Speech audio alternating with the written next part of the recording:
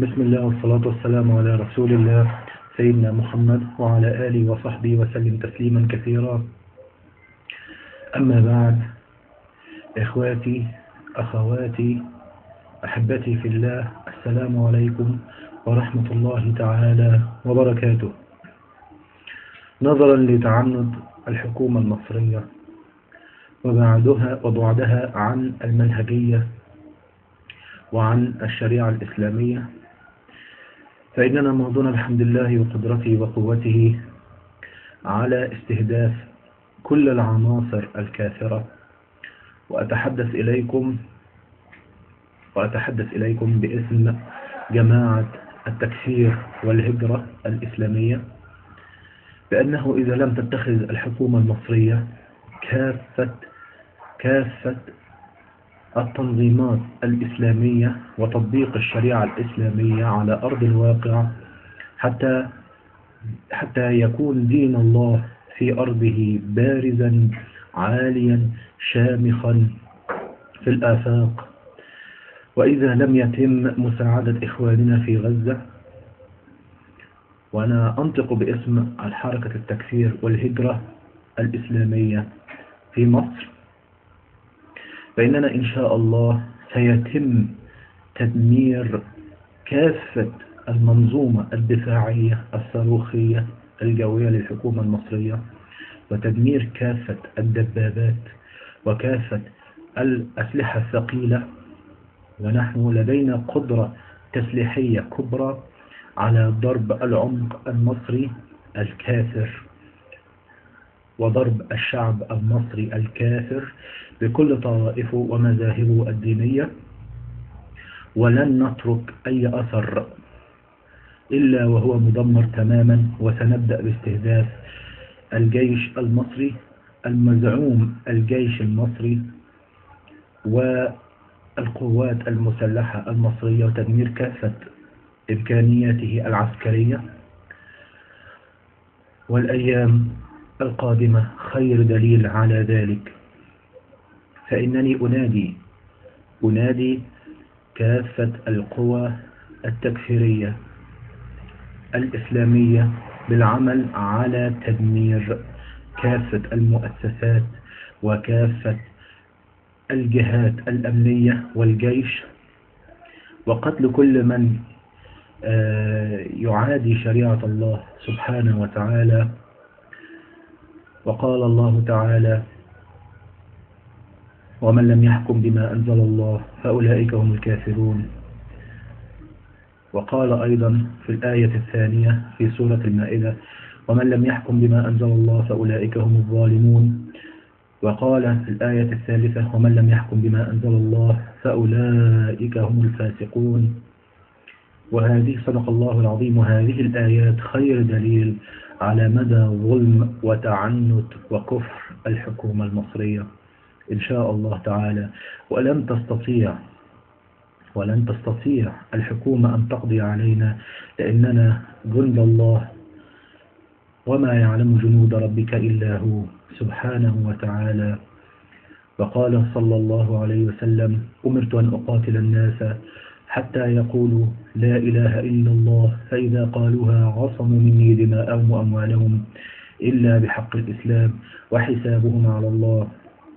صدق الرسول صلى الله عليه وسلم. أما بعد، ففي النقطة الثانية نرى عددا من المسلمين، هذا الدليل على كفر الشعب المصري، عدد كبير من المسلمين المحسوبين على الإسلام بطريق الخطأ، أنهم يحضرون بعض أعداء الله في كنائسهم الكافرة ومعابدهم، فسيتم استهداف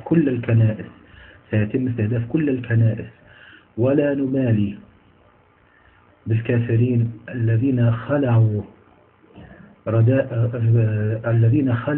لباس الإيمان من على باب الكنيسة الكافرة.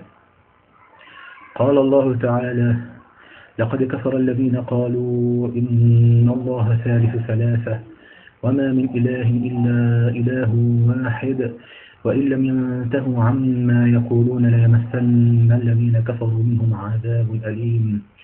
وقال الله تعالى: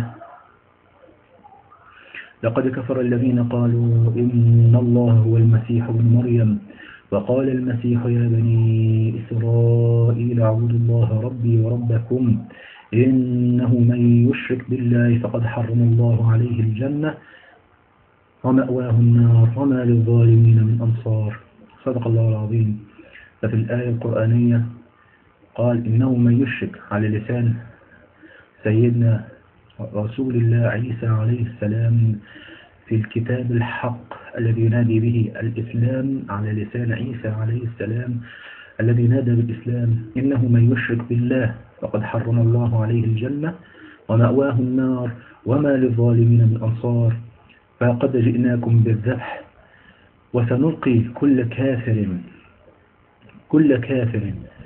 قد حضر أفراحهم وحضر أعيادهم الكافرة التي لا تحسب عيدا أصلا ولم ينادي بها رسول الله عيسى عليه السلام الذي نادى بالإسلام.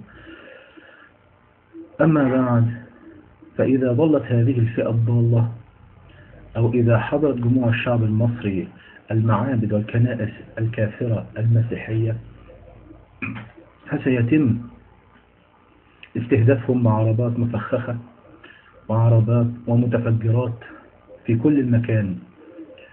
وإذا حاول الجيش أو الشرطة التدخل فسيتم استهدافهم أيضا، كما قال الله تعالى يا أيها الذين آمنوا لا تتخذوا اليهود والنصارى أولياء بعضهم أولياء بعض ومن يتولهم منكم فإنه منهم إن الله لا يهدي القوم الظالمين.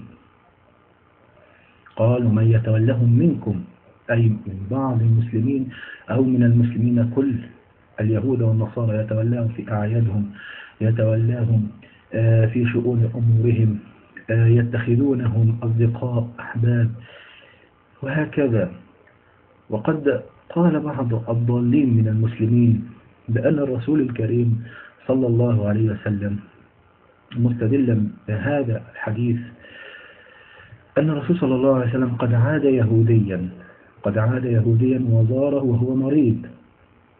هذا في عهد الرسول صلى الله عليه وسلم، ومنذ أن كان شوكة المسلمين قوية فقد عاده الرسول صلى الله عليه وسلم ويدخل كل الناس في دين الله أفواجا.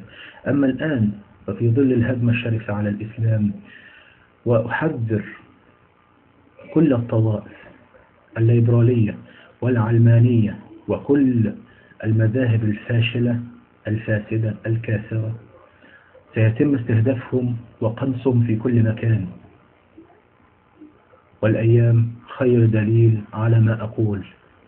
أمير جماعة التكفير والهجرة الإسلامية بمصر. والسلام عليكم ورحمة الله وبركاته.